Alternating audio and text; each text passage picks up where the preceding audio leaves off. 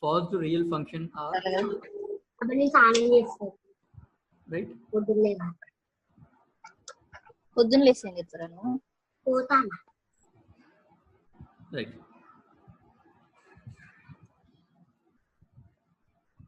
Okay. So now, actually, yesterday we stopped in this slide. So here I am giving a small one-port network containing the only inductor having the inductance value L. Now I am asking the question, that is whether the driving point impedance function of the given one-port network is PR or not. The question is, driving point impedance of a given single port network is positive real function or not. Positive real function or not. Right? So for that, first of all, we need to calculate the driving point impedance function. Driving point impedance function. So driving point impedance function, nothing but it is in S domain. I want to calculate driving point impedance. So based on the definition of the voltage current relation for the inductor, we can write V of t equal to L into d I of t divided by dt. Once we apply the Laplace transform, we have V of s equal to SL into I of s, SL into I of s.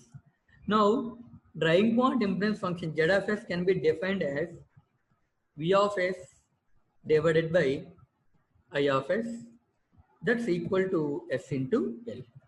That's equal to s into L. Right? Now it is a driving point impedance function for the given one-port network. That's equal to s into L. Z of s equal to s into L. Right? So Z of s equal to s into L. Right? So now we have to justify. We have to tell whether the Z of s or a driving point impedance function of the given one-port network is a positive real function or not. So what are the two conditions? First condition is, if s is real, if s is a real value, then definitely the Z of s must be a real value. Then we can say that one of the parameters is satisfied. S is real means see, L is the inductance, that value is, let us do 1 Henry, 2 Henry, whatever it may be. If S is the real value, then definitely Z of S is the real value, right? For example, if you consider S equal to 1, then Z of S equal to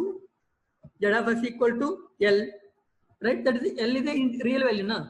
So Z of S is a real value. If S equal to -1, then Z of S equal to -L. So again, it is a real value. So whatever for the real value of S, the Z of S value or driving point impedance function of the given one-port network is also real. That means first condition is satisfied. If S value is real, then definitely Z of S value is real. So first condition is satisfied. Second condition is, if for all, see, if real part of S is greater than 0, so then the real part of Z of S must be greater than 0.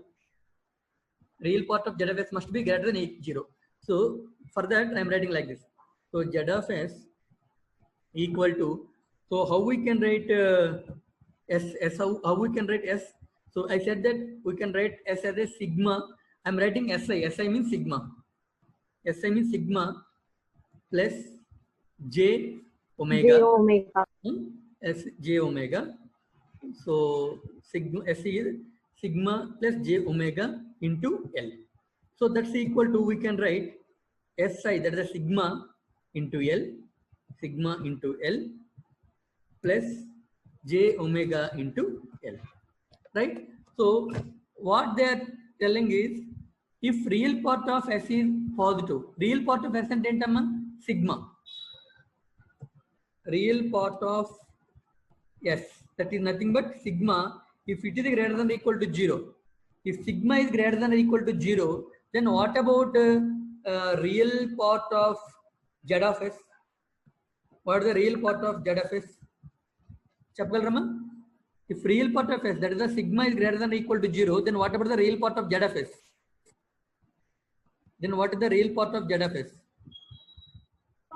Is also it's also greater than or equal to 0, right? అంతే కదమ్మా, ఎందుకంటే real part of Z of S అంటే ఈ ఒక portion వస్తుంది, this one only.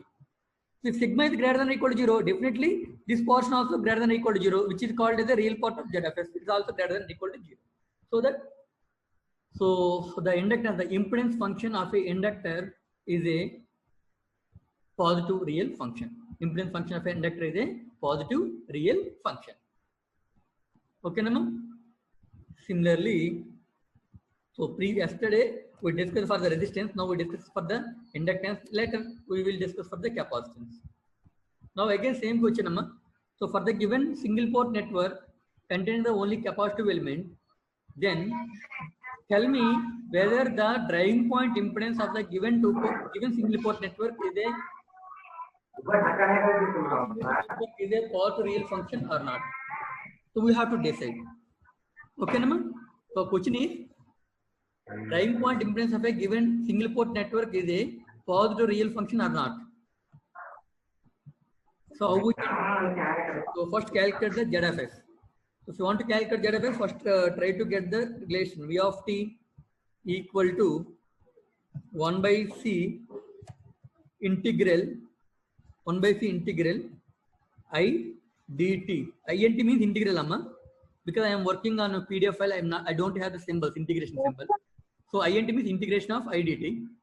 So if we apply Laplace transform, then we have the V of S equal to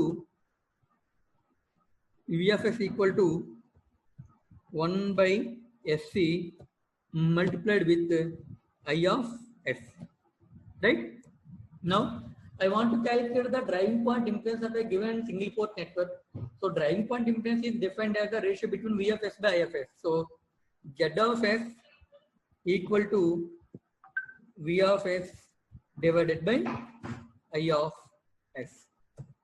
Z of S equal to V of S divided by I of S. Okay, Nama? So now,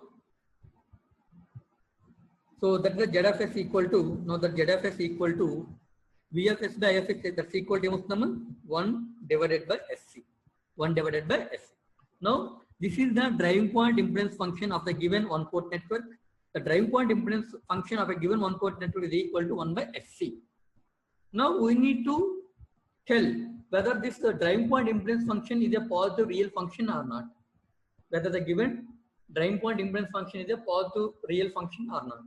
So to check that given function is a positive real function or not, then what you have to do? So we have to check the first two conditions. So the two conditions are basic conditions that can be helpful for decide for this type of small functions. But it is a complex function. The two parameters will not sufficient. It is difficult to identify the two parameters. But as of now, we can go with the two parameters, the two conditions.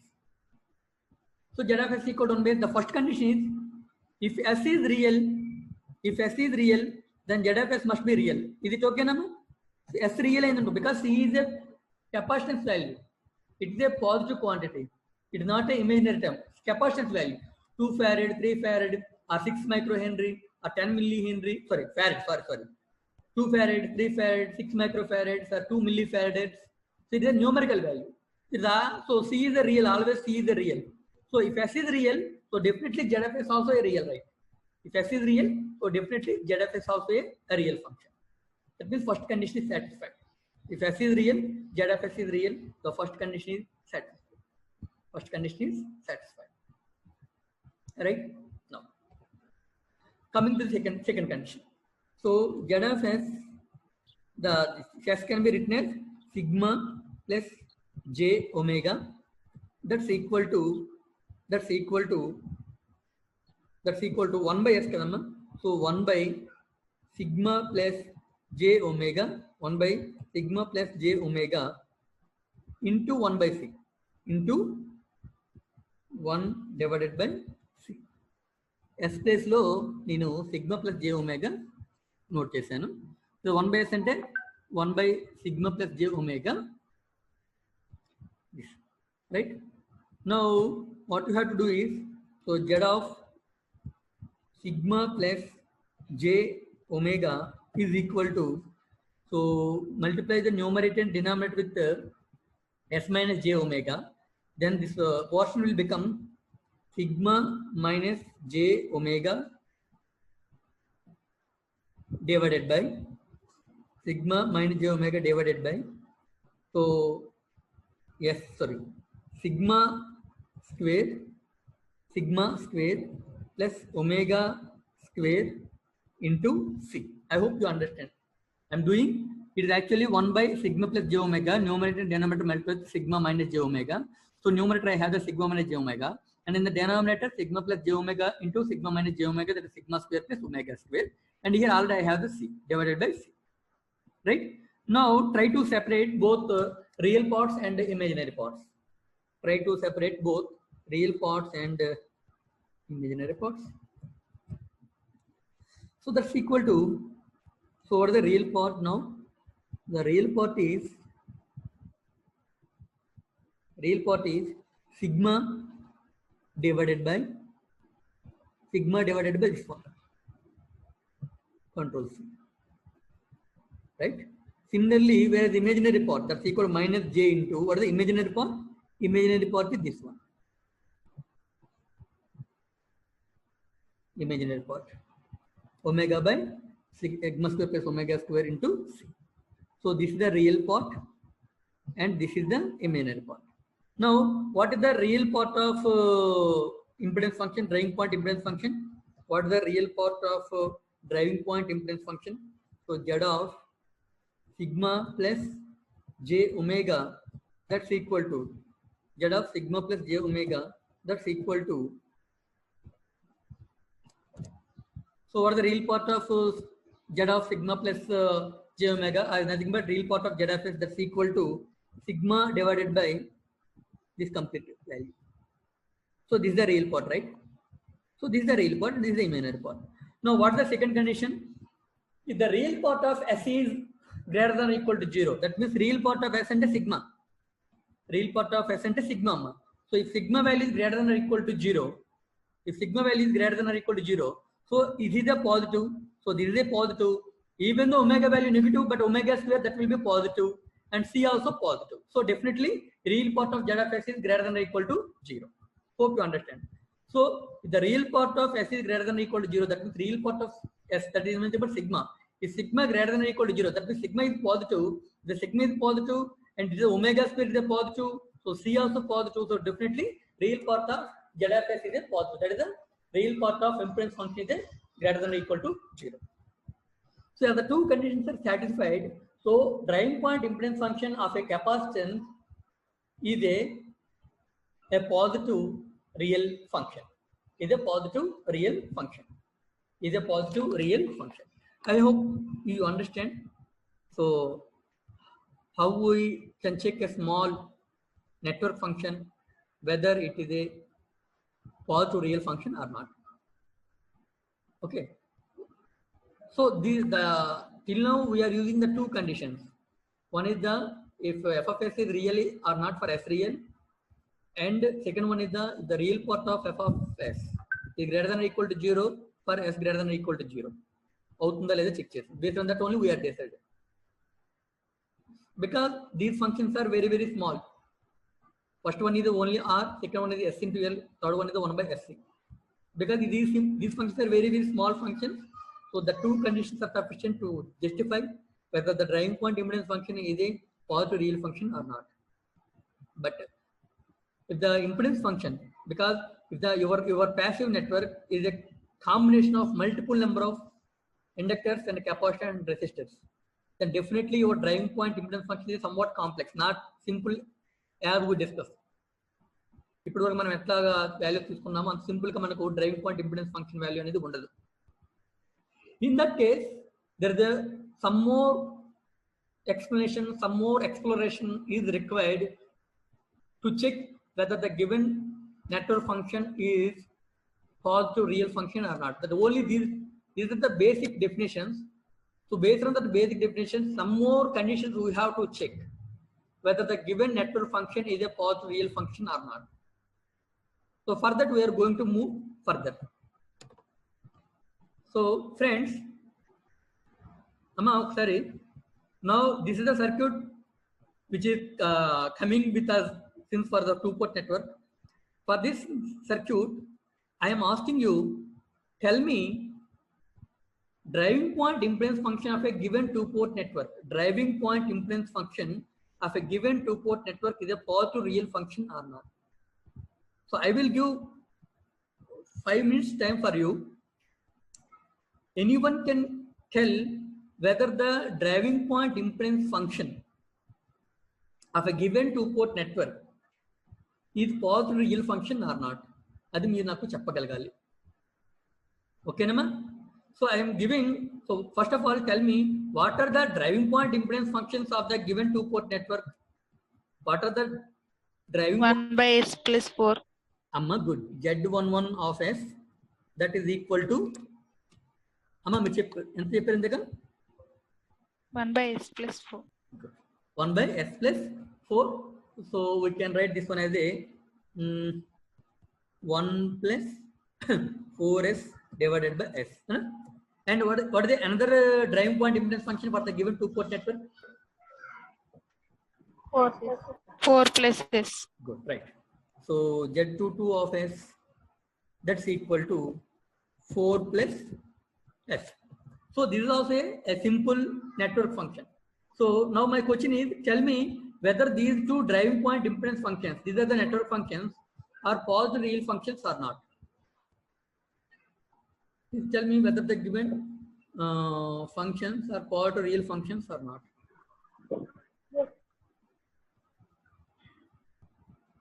We can keep this one as a, as you said, like 1 by S plus 4. Now tell me, Chapgal Raman, whether these two functions are positive real functions or not. There are 3 more minutes left. If not, I will solve. Depends on S. No, generally network functions are in S domain only. Okay. So now this network function you have to tell whether this network function is a positive real function or not. These two positive real functions or not. You have to give the answer whether it is a positive real function or not. If yes, you have to justify your answer. If yes or no, whatever it may be, we have to justify our answer. Our response.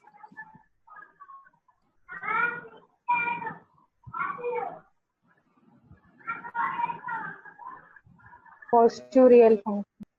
Both? Yeah, both. Both are positive. Very, very simple functions, right? These two. So Z11 of S. Z11 of S equal to 1 by S plus 4 kadamma. So 1 by S and 1 by sigma plus j omega. And rationalize, that means numerator and denominator multiply with S minus j omega.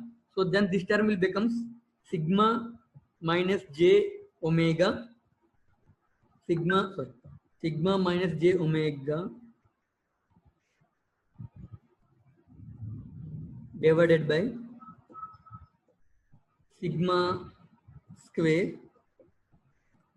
plus omega square.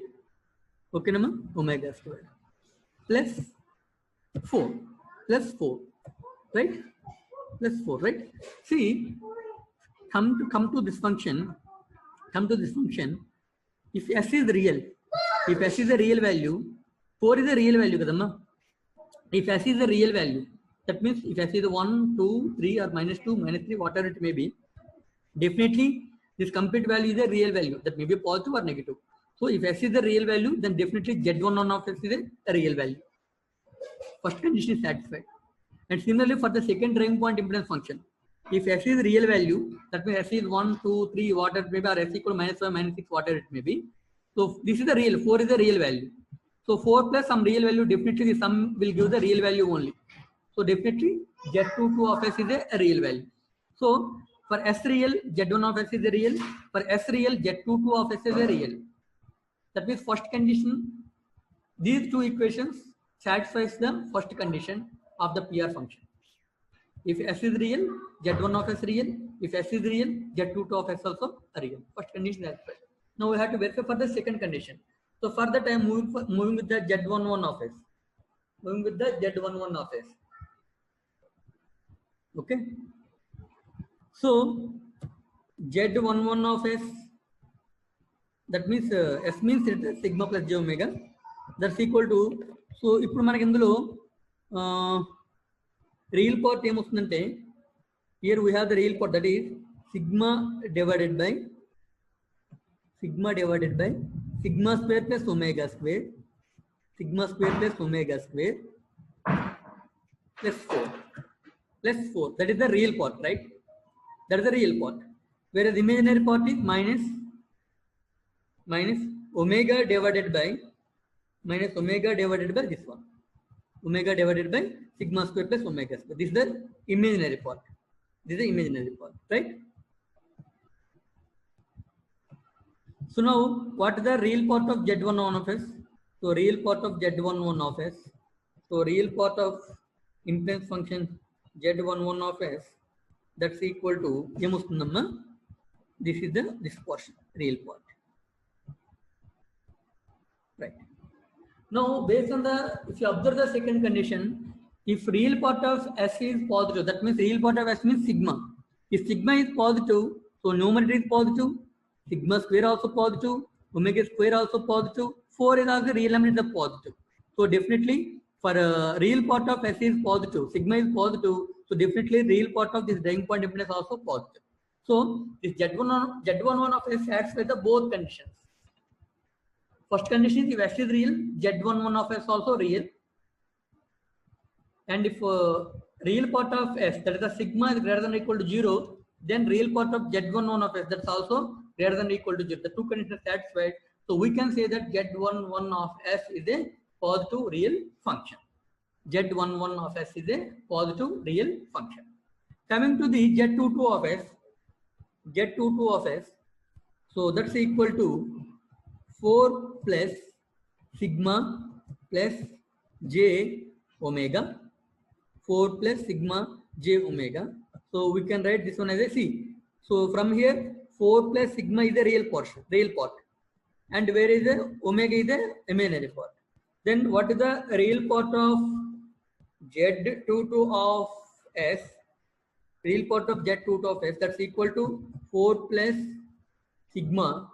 So if condition, second condition, if real part of S is positive, that means sigma is positive, so 4 also positive, so definitely sum of these two is a positive. That means real part of Z22 of S is a positive. Real part of Z22 of S is a positive. So the Z22 of S also satisfies the first two conditions of the PR function. That is, if S is real, Z22 of S also real. And if real part of S is a greater than or equal to 0, that means positive, then the real part of Z22 of S also a greater than or equal to 0. So both conditions are satisfied. So the driving point impedance function of a given two-port network also positive real function. So this is how we can decide the whether the given network function is a positive real function or not. Yeah. So this is a very small circuit, small network functions. Further, we will move further. Yeah. So some of the properties of the positive real functions.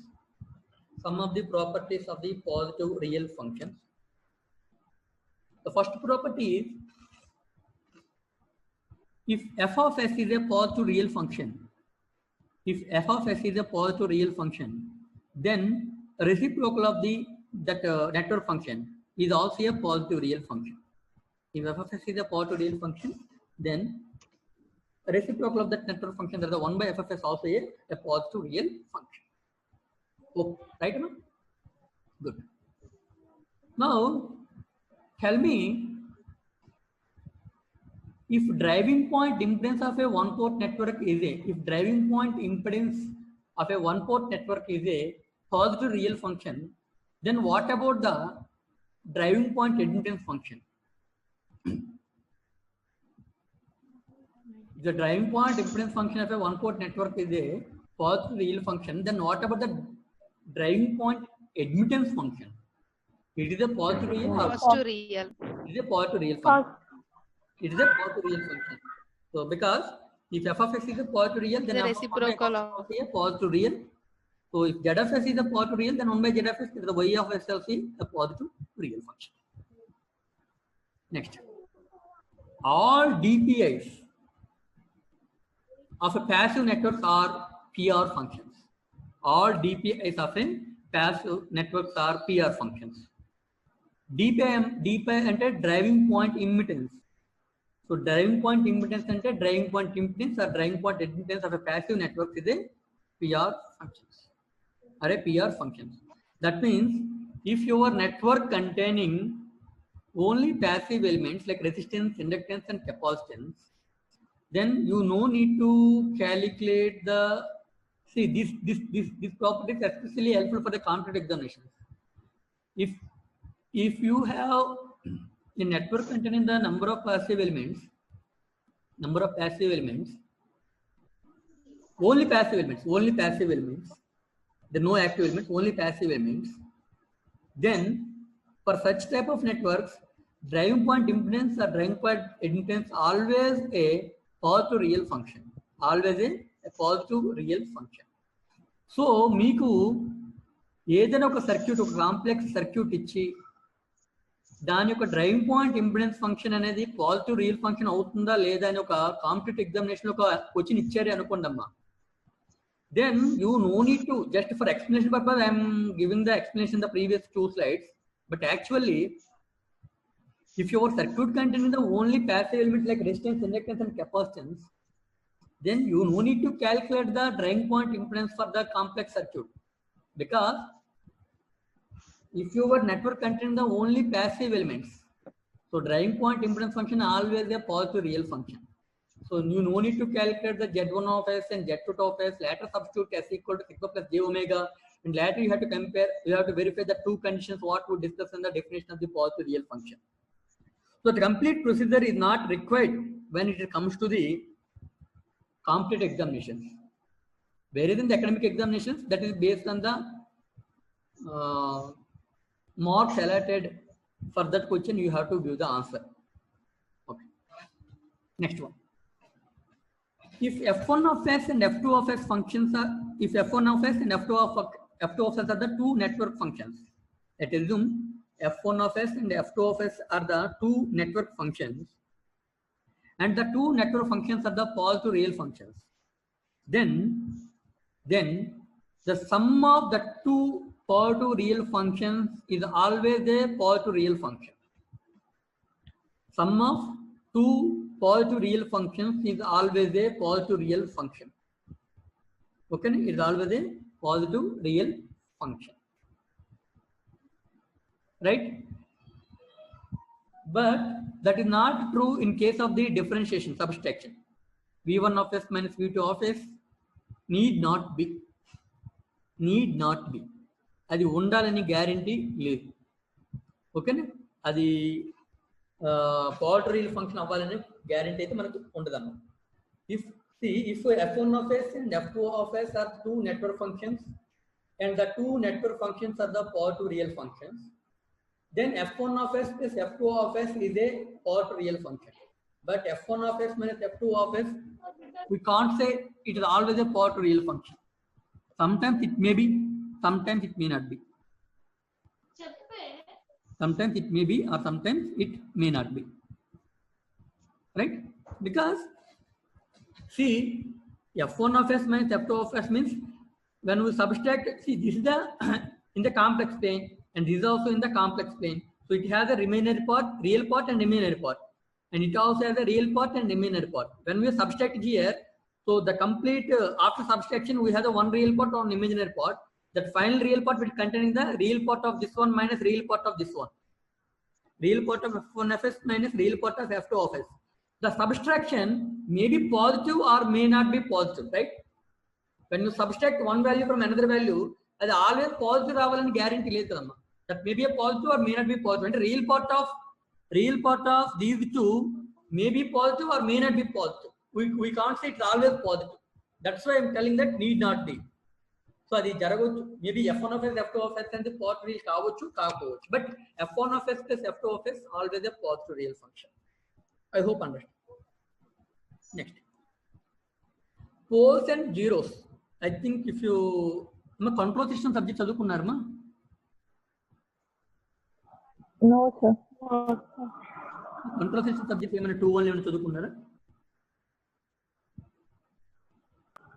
Control systems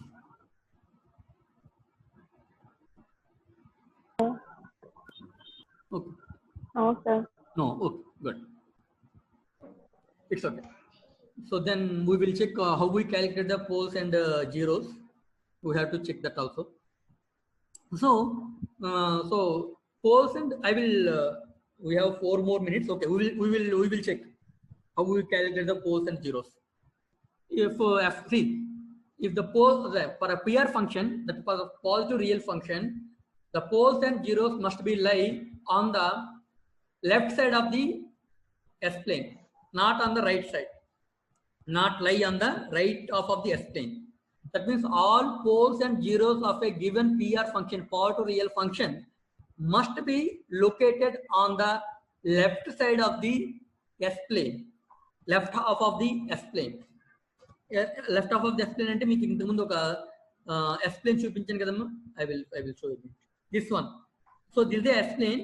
The poles and zeros of a positive real function must be located on the left side of the S-plane only, not on the right side of the S-plane. So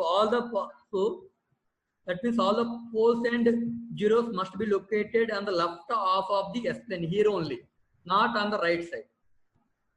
Okay, that is one of the property. Not on the right side.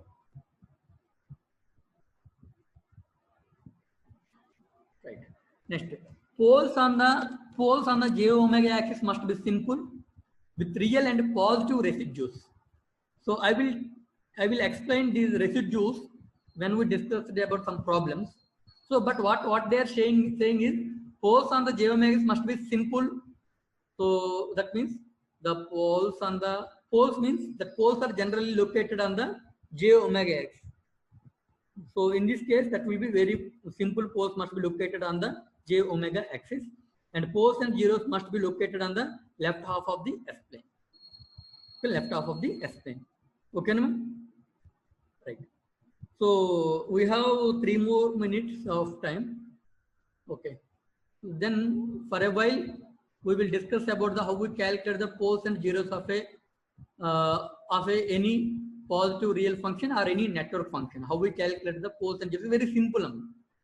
It's a very simple, and I have some network functions.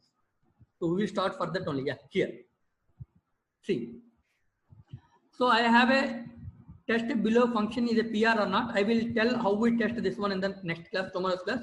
However, for this positive real function or for this network function, how we calculate the poles or zeros of this network function. How we calculate poles or zeros of this network function. It's a very simple amount. See, every network function or every positive real function will have a numerator and also you have a denominator. You have a numerator and you have a denominator. Right? Right. The roots of a numerator term are called as zeros of this positive real function or network function, whereas roots of the denominator term are called as the poles of the network function. Please listen.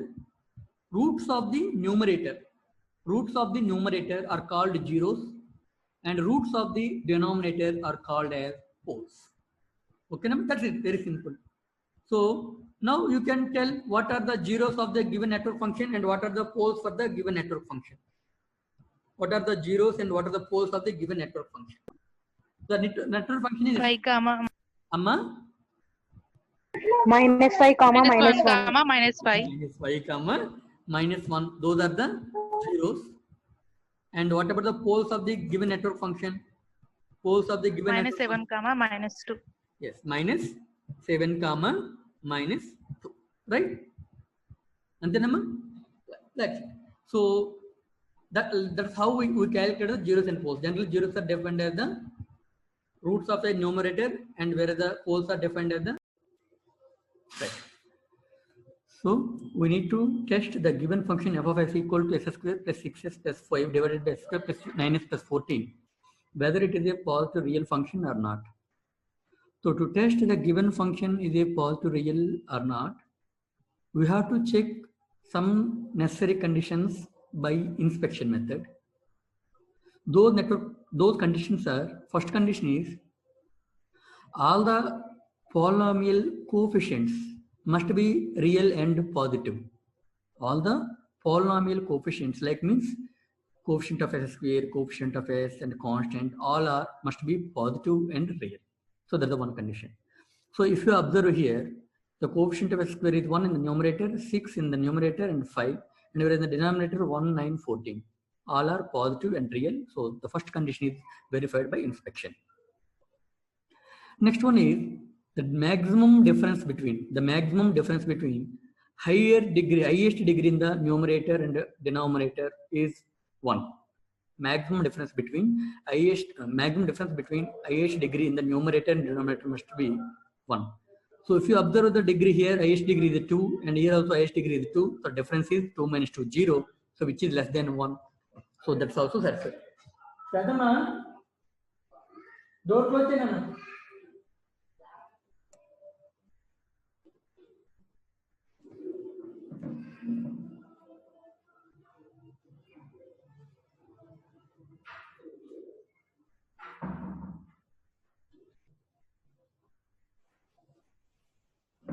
Right.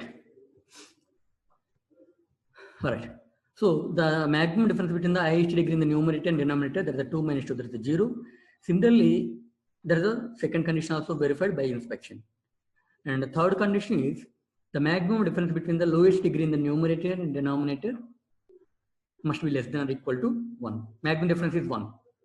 That means here s power 0 lowest degree, here also s power 0 lowest degree. So 0 minus 0 again which is less than 1.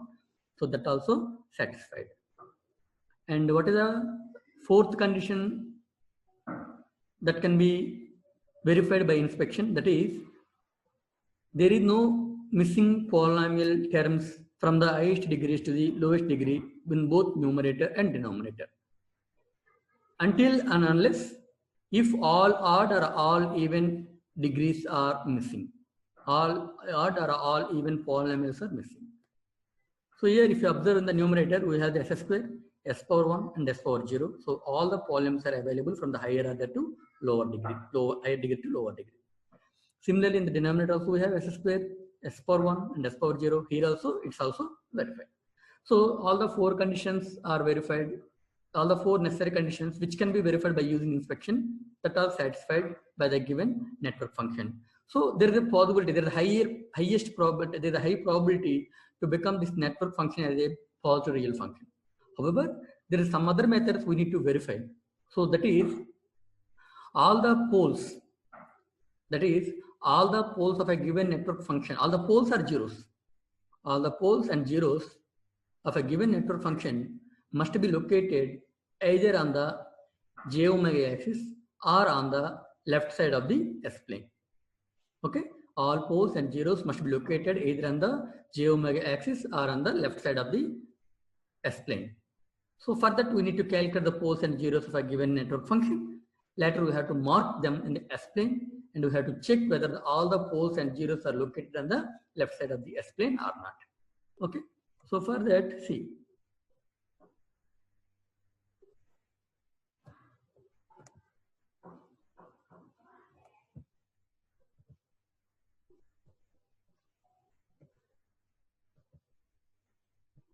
Right, I think, yeah, this is this one only, right, this one.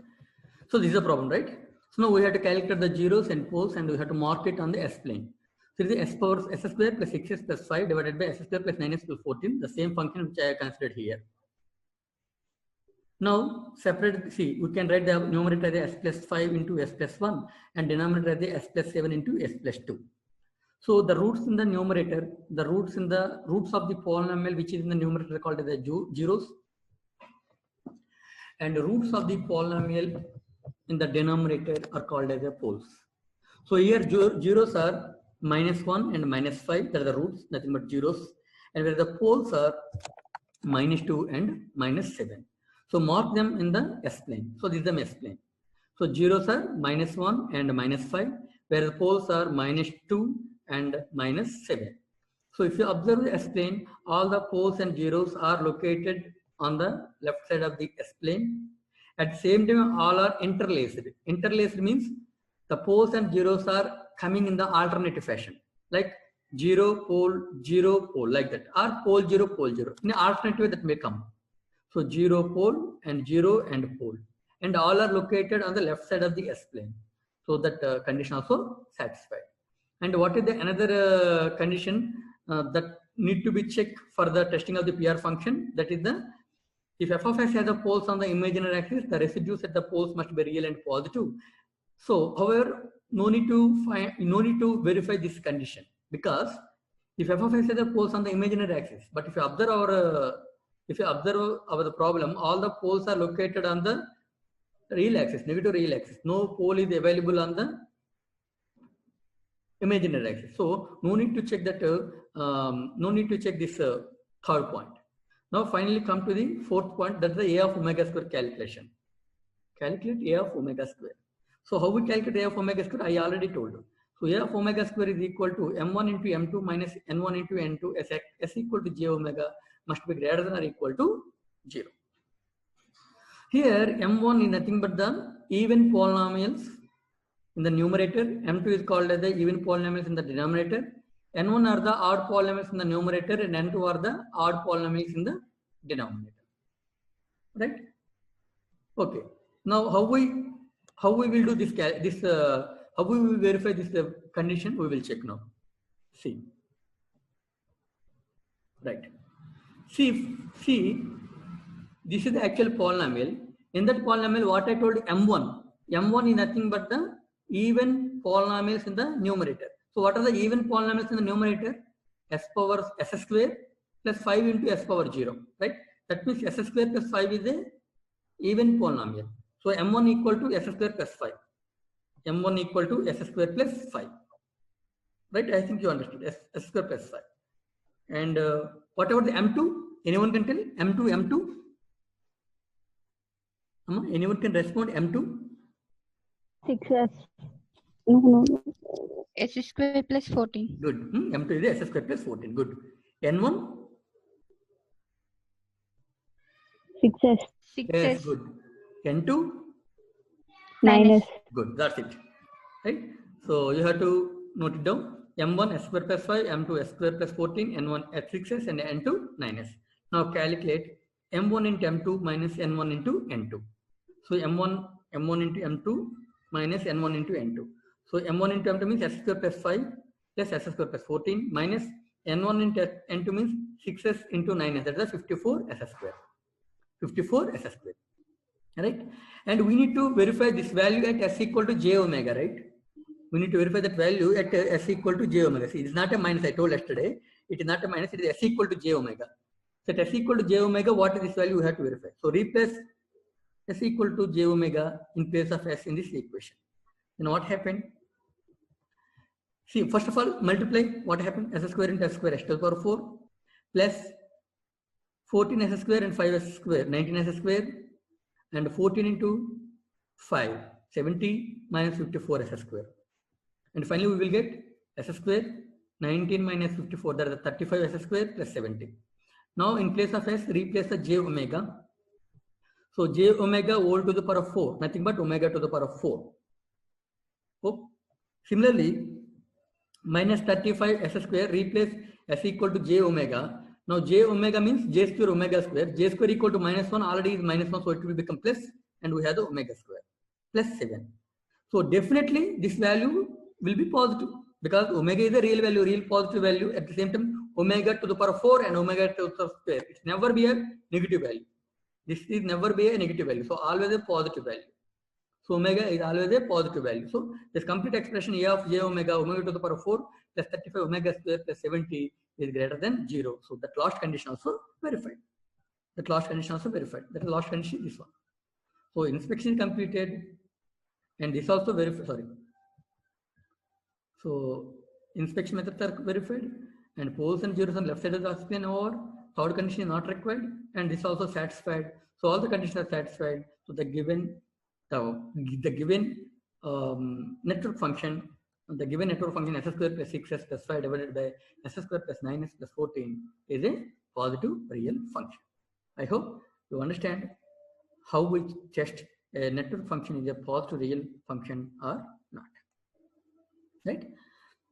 So if you want to verify a network function is a positive real function or not, first of all, you have to verify the 4 conditions by inspection method. The first condition is all the coefficients of a polynomial in both numerator and denominator must be real and positive. Maximum difference between highest degree in the numerator and denominator is 1. Maximum difference between lowest degree in the numerator and denominator is 1. And all the polynomials from the highest degree to the lowest degree must be exist in both numerator and denominator unless if all even or all odd are missing. So those are the 4 conditions we can verify by inspection. So that 4 necessary conditions we can verify by inspection to check whether the given network function is a positive real function or not. After that, you have to check for the second condition. That is, for that, you have to find the zeros and poles of a given network function and mark the poles and zeros on the S-plane. If all the zeros and poles are located at the left half of the S-plane, located on the left half of the S-plane, or in the j omega axis, then we can, then the one of the condition, the second condition also satisfied. And we check for the 4th condition, residues positive.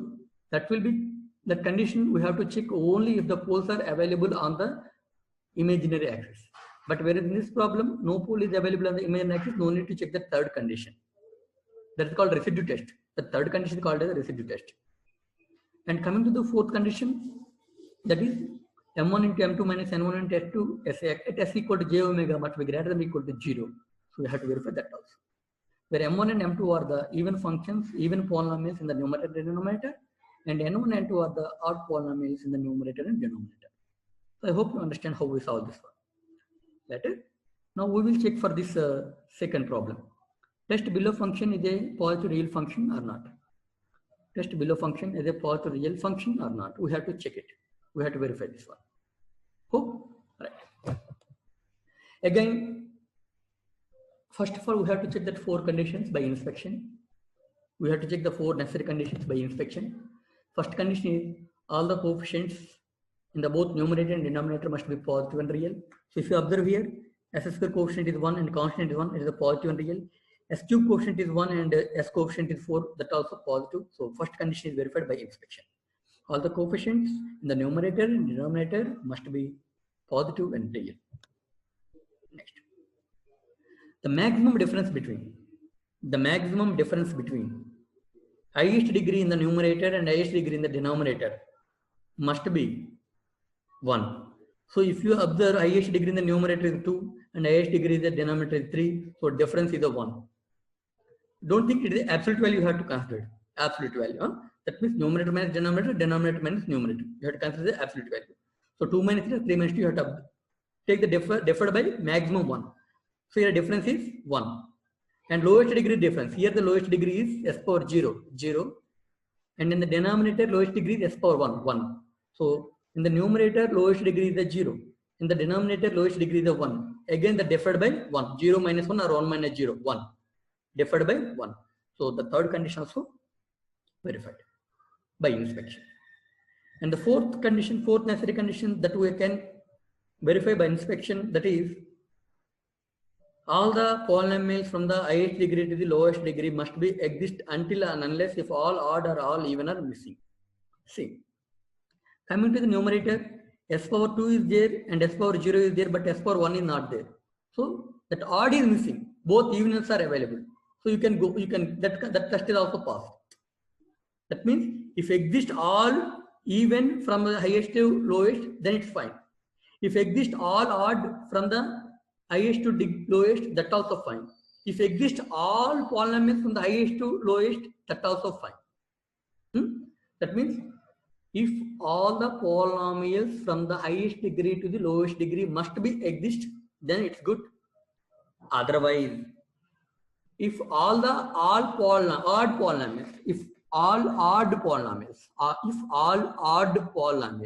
from the highest degree to the lowest degree, if all odd polynomials from the highest degree to the lowest degree. If exist, then also good. Otherwise, if all even polynomials from the highest degree to the lowest degree exist, then also fine. So if you observe here, s power 2 and s power 0. So from the highest degree to the lowest degree, all even polynomials are available. Then it's fine. S power 2 and s power 0 from highest to lowest. Then it's fine.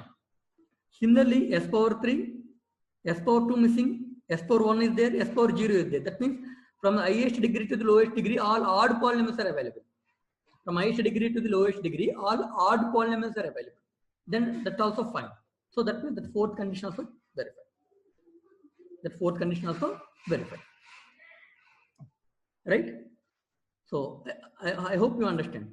All polynomials from the highest degree to the lowest degree in the both numerator and denominator are existing, then it's fine.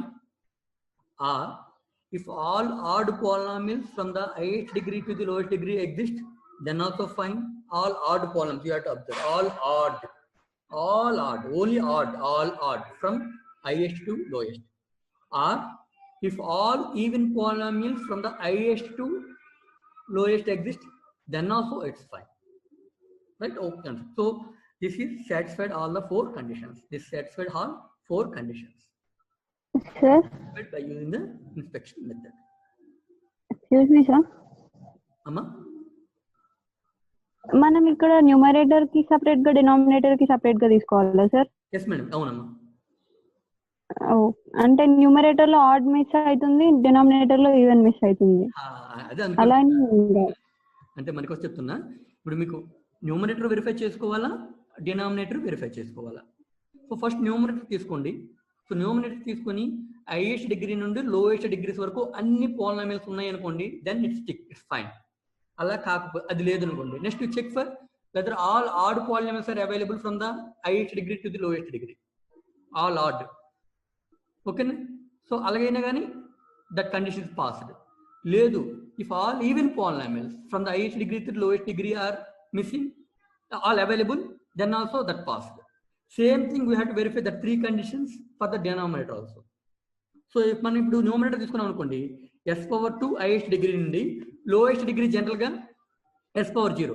So s power 2 నుండి s power 0 వరకు all even ఉన్నాయా లేదు చూడండి. ఇప్పుడు s power 2 ఉంది, s power 0 ఉంది, that means all even polynomials are available. So that is satisfied numerator. And డినామినేటర్కి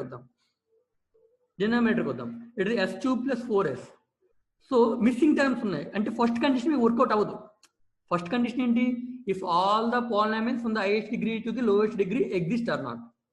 That is not that we have to cross mark it. Okay, now check for the second one. If all even polynomials are available, no, you have to cross mark for that one. And odd all polynomials are available, yes, it's a tick. So any one of these three are tick mark, then the test is passed. For the denominator, same thing we have to check for the numerator also.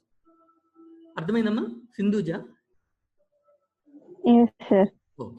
Okay. So now that conditions are verified. Now we will move to the remaining the three conditions. One is that we have to calculate the poles and zeros of a given network function, and we have to mark it on the S plane. And if you observe whether the zeros and poles are available on the left half of the S plane and are on the j omega axis, and also we have to check whether the residue test is required or not. We have to check. You need to check the residue test only if the poles are available on the imaginary axis. Okay, and later we'll check for the a of omega square. So we will check that one also. Right, this is the problem, right? So s square plus 1 divided by s into s square plus 4. So s square plus 1 divided by s2 plus 4s kadamma. s2 plus 4s అంటే s common తీసాం అనుకోండి. So s into s square plus 4, that is written here. s into s square plus 4. s into s square plus 4. So find the zeros. So s square plus 1 equal to 0. So s ఏమవుతుందమ్మా? s square equal to -1. So s equal to plus or minus j1. I hope you understand, right? Right? So s square plus 1 equal to roots of the numerator, that is called zeros. So s square plus 1 equal to 0 and the roots will be plus or minus j1. S square equal to -1, s equal to root of -1. So that will be plus or minus j1.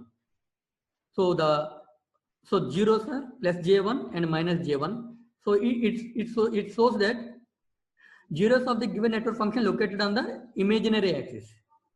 Zeros are located on the imaginary axis. Same thing we have to verify for the poles. So poles are the roots in the polynomial in the denominator. Roots of the polynomial in the denominator. That means s into s square plus 4 equal to 0. So s equal to 0. That means one pole is located at s equal to 0. That is at the origin. Hope you understand. We have the two poles because s square. There is a 2 now. So there is a 2 poles. And here, sorry, 2 zeros. Sorry, there are 2 zeros. Numerator 2 zeros. There is a plus j1 and minus j1. And there is s cube. S into s square. S cube. That means highest degree is 3. So there is a 3 poles. 3 poles. So one pole is at s equal to 0. That means at origin. And remaining 2 poles, s square plus 4 equal to 0. S square plus 4 equal to 0. And s equal to plus or minus j2. S equal to plus or minus j2. That means there is a 2 poles. One pole is at j1. Another pole at minus j1. Sorry. There is a 2 zeros. 1 0 at the j1. Another 0 at the minus j1. And there are the 3 poles. One pole is at the origin, another 2 poles at the plus j2 and minus j2. Right? That means all the zeros and all the poles are located on the imaginary axis. All the imaginary axis. So now we have to draw. We have to mark the poles and zeros on the S plane. Mark the poles and zeros on the S plane. Right? So if you observe, the zeros are at plus j1 and minus j1. So zeros are at the plus j1 and at the minus j1 on the j omega axis. So the minus j1 and plus j1 zeros are marked, and where the poles are there at s equal to 0 and s equal to plus j2 and s equal to minus j2. So poles are at s equal to plus j2 and s equal to minus j2 and also at origin. So there are the 3 poles. There are the 3 poles and there are the 2 zeros. All are available on the imaginary axis. At the same time, all the poles and zeros are alternative. It is called interlace center. That is called as alternative or interlace. So all the poles and zeros must be on the alternative. All the poles and zeros, pole 0 and 0, pole 0, pole 0 and pole. That means all the poles and zeros are on the alternative. It is called the interlace. And all the poles and zeros are on the negative imaginary axis. On the imaginary axis. Right? So what is the third condition for us? All the poles and zeros must be located either on the left half of the S plane or on the imaginary axis. So that also satisfied. That also satisfied. It's fine. That also satisfied.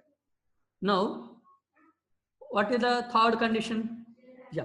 What is the third condition? If f of s has the poles on the imaginary axis. If f of s has the poles on the imaginary axis. Okay. The residues, I will tell residues at the poles must be the residues of the poles, that means of the imaginary poles must be real and positive. It must be real. Right? Check now. So manaki imaginary poles unnai kadamma, plus j2 minus j2. So imaginary poles unnai kabatti, we have a imaginary poles, we must go for the residue test because we have the imaginary poles plus j2 and minus j2. We have the imaginary poles plus j2 and minus j2. So as we have the imaginary poles, we must go for the residue test. That's what we missed in the previous problem because we don't have the imaginary poles in the previous problem. That's why we didn't check the residue test. But here we have the imaginary poles plus j2 and minus j2. So if you have the imaginary poles, we must go for the residue test. So residue test is nothing but simple partial fractions. So see how we conduct the residue test now. Good. Now s square plus 1 divided by s into s square plus 4, that can be written as s square plus 1 divided by s into s square plus 4 can be written as s plus j2 into s minus j2. We can write s square plus 4 can be written as s plus j2 into s minus j2. So actually some people will do partial fractions like a by s plus bs plus c divided by s square plus 4. That also right? Okay. So you can go in that approach also. You can try with that approach also, not an issue. Right? Otherwise, you can go in this approach also. S plus j2 and s minus j2. S square plus 1. So partial fractions a by s plus b by s plus j2 and c by s minus j2. Now we need to calculate the a, b, c. So what the residue test is? Residue means the numerator for the imaginary poles. Residue is nothing but the numerator for the imaginary pole, that is the B, and the imaginary pole, that is the C. So these two must be same. Residue test is nothing but the numerator. After doing the partial fractions, you have to identify the numerator above the imaginary poles. If the two numerators are same, then we can say that residue test is passed, right? So try to calculate A by S. So place S equal to 0 in this equation except here, right? So then if you place S equal to 0 here, so it is 1 divided by, don't place here, J2 into minus J2, that is a 4. So it is a 1 by 4. It is a 1 by 4, right?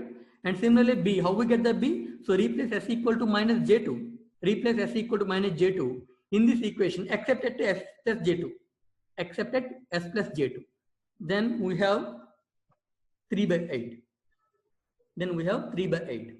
Similarly, to calculate the C, replace S equal to J2 in this equation. Replace S equal to J2 in this equation except at S minus J2. Then we get the C value. So that C value is again 3 by 8. So see, the numerator for the, that means numerator for the are residues for the, these are called as the numerator values or residues for the imaginary poles. Residues for the imaginary poles, residues for the, that means B and C for the imaginary poles must be same. That means B must be equal to C. So B value is a 3 by 8 and C value is a 3 by 8. That means both are same, B equal to C. That means that function satisfies the residue condition also. So residue test is nothing but for a given network function, try to convert into partial fractions and try to calculate the residues. Residues nothing but the numerator values. Okay. So now identify the residues for the imaginary poles or numerator values for the imaginary poles. If the numerator for the imaginary poles are same, that means here B equal to C. Here the numerator are residues for the residues for the complex poles, sorry, imaginary poles. Poles are S equal to minus J2 and S equal to J2. These are called as the imaginary poles. The residues for these poles, nothing but our numerator for these poles, that's equal to B and C. So that must be same. B must be equal to C. So B equal to C. So that means it was actually, it is a conjugate, B equal to C conjugate, but it is a real values, right? If it is X plus Jy, its conjugate is X minus Jy. But if there is no imaginary term in the complex number, then C equal to C cap, C star, that's equal to both are constant. So 3 by, so simply telling the B value must be equal to C value. B value must be equal to C value for the poles. B value must be equal to C value for the poles. Anyone has doubt? I will explain otherwise again. Saujanya, is it okay? By mistake that's changed. Okay, right. So simply telling residue test is nothing but for a given network function, try to calculate the partial fractions, try to observe the residue or numerator value for the complex poles. That means here S plus J2 and S minus J2, observe the numerator or residue. If these numerators are same, then we can say that that given network function passes the residue test. Passes the residue test. Right? Okay. So it's a 3 by 8, 3 by 8. So residue test is passed. Residue test is passed. Now what is the remaining? What else is remaining for us? Everyone చెప్పగలరా మనకి ఏమి ఇంకా మిగిలిపోయింది? What other condition we have to verify?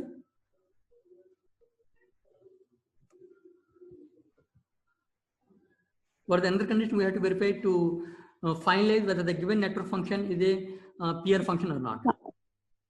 Find A into omega square. Right, good. Yes. So for that we need to identify M1, M2, N1 and N2, right? We need to identify M1, M2 and N1, N2, right? Ante kadamma? Okay. Now tell me, in this function, what is the M1?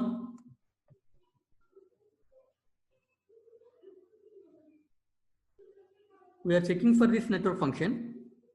So what is the M1? Last condition we have to check now. So what is the M1? S square S square plus plus 1. 1.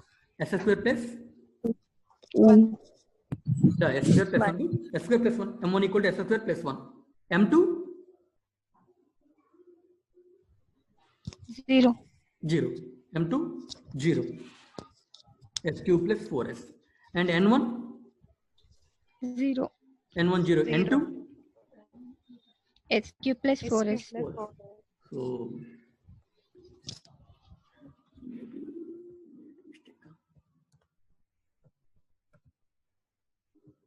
oh, where missed. So now I forgot to note it down that one. So anyhow, you can try. So you identified. Wait, I didn't check now. Okay, maybe. Okay, I missed here. Anyhow, you already identified M1, that is the even polynomial S square plus 1, and M2, that is the even polynomial 0, and N1 that is N1 that is the odd polynomial in the numerator, that is 0, where the N2 is S cube plus 4. So replace all the values in here. M1, M2 minus N1, N2 must be greater than or equal to 0. Must be greater than or equal to 0. Now, can anyone tell me what will be the M1 into M2 minus N1 into N2? M1 into M2. 0. Amma? 0. Right. 0. Right? 0. So that condition also satisfied. Right? So here M1 into M2 minus N1, N2 must be greater than or equal to 0. Is it greater than or equal to 0? Alright? So that also satisfied. So that the given network function is a positive real function. Because M1 into M2 minus N1 and N2, that is a 0. So that condition is satisfied. Here you can observe it is a greater than or equal to 0. So that equality symbol also there. So that condition also 24 condition also, this condition also satisfied. So that given network function is a positive real function. So that's how we can verify any function is a positive real function or not. Right? Okay, so I want to summarize this one. So if you want to verify any network function is a positive real function or not, there are the four necessary conditions you have to check by inspection. One is all the polynomial coefficients in the both numerator and denominator must be real and positive. All the coefficients in the both numerator and denominator must be real and positive. Right? And the next one is the maximum difference between the highest degree in the numerator and denominator must be 1. And the maximum difference between the lowest degree in the numerator and denominator is also 1. So try to observe it is the absolute value. Maybe a numerator minus denominator, denominator minus numerator, whatever it may be. But the maximum differed by 1, either from the highest degree or for the lowest degree.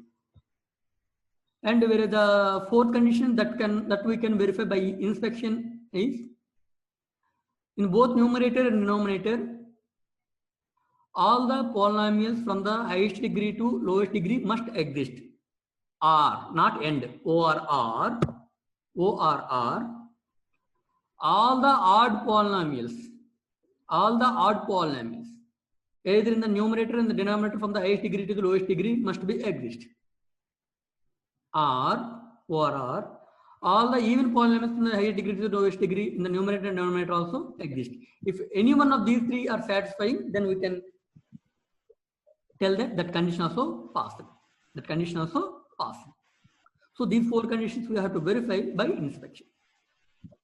The next point is later you have to calculate zeros and poles of a given network function and mark those zeros and poles on the S-plane.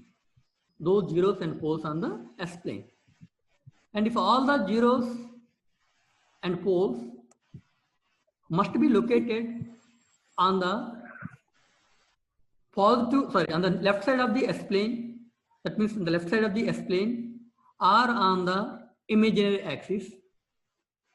At the same time, the zeros and poles must be interlaced or that must be alternative. Okay, all the poles and zeros must be located either on the left half of the S-plane or on the j omega axis. At the same time, the poles and zeros must be alternative. That means pole 0 or 0 pole, like that must be alternative. If that case is satisfied, then we can say that the second condition also verified. Let us go for the third condition. Third condition is valid only if you have a pole, if you have a poles on the imaginary axis.